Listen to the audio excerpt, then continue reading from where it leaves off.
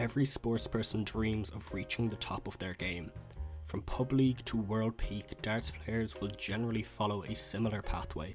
Firstly, earning their tour card through Q School, giving them tour status for 2 years, playing well week in week out on the Pro Tour against other professionals, qualifying for Euro Tours and subsequently the majors.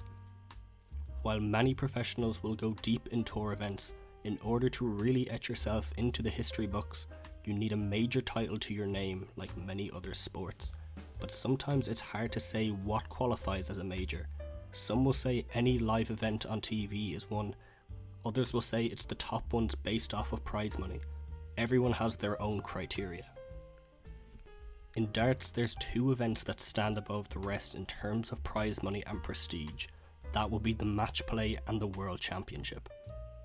The World Championships, held in the Alexandra Palace, is generally the event that gets most fans into the sport to begin with.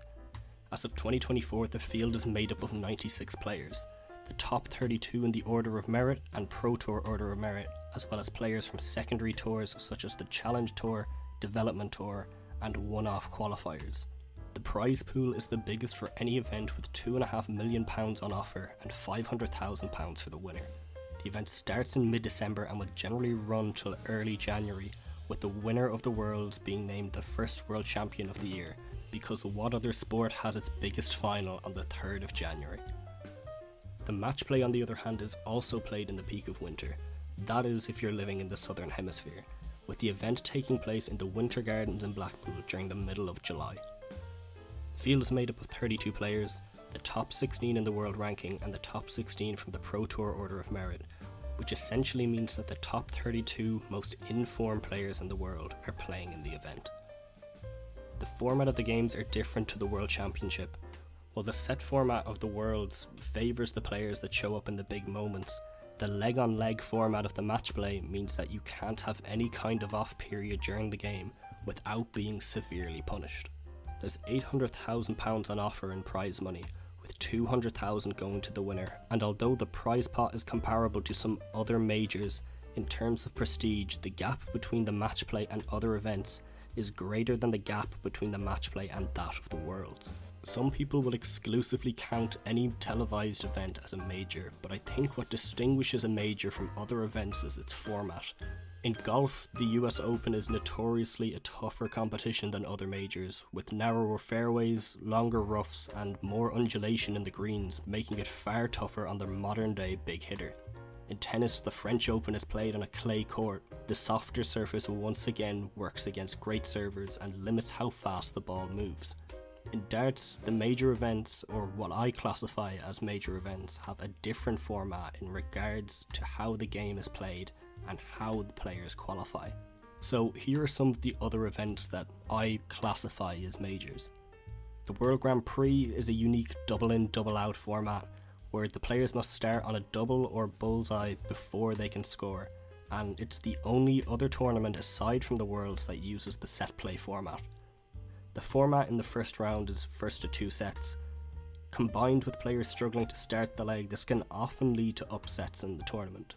The UK Open, commonly referred to as the FA Cup of Darts, is a round-robin event with no seeding at all. This means that anyone can draw anyone. All tour card holders qualify for the event, but the PDC also hosts tournaments in pubs around the UK, with the winner of each one earning qualification to the event, so virtually anyone can try to play at the UK Open.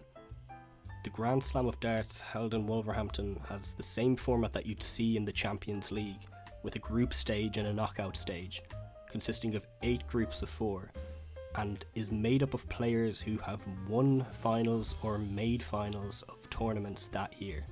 This ranges from TV events to Euro Tour events, Pro Tour events, and they are also mixed in with a few one-off qualifiers. It formerly hosted players from the BDO, the rival organisation to the PDC, before its liquidation, and showed some great players over the years. And finally, the Premier League of Darts, an 8-man league format that runs every Thursday from February to May. Only the very top players qualify for this event, with the top 4 in the world receiving automatic qualification and the other 4 wildcards being handed out by the PDC to the best performing players over the previous year. The format and the number of players has changed over the years, but it follows the rule of any other league. A win gets you points.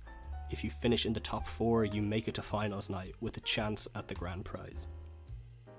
There are other events in the PDC calendar that people classify as majors but don't necessarily tick all of my boxes.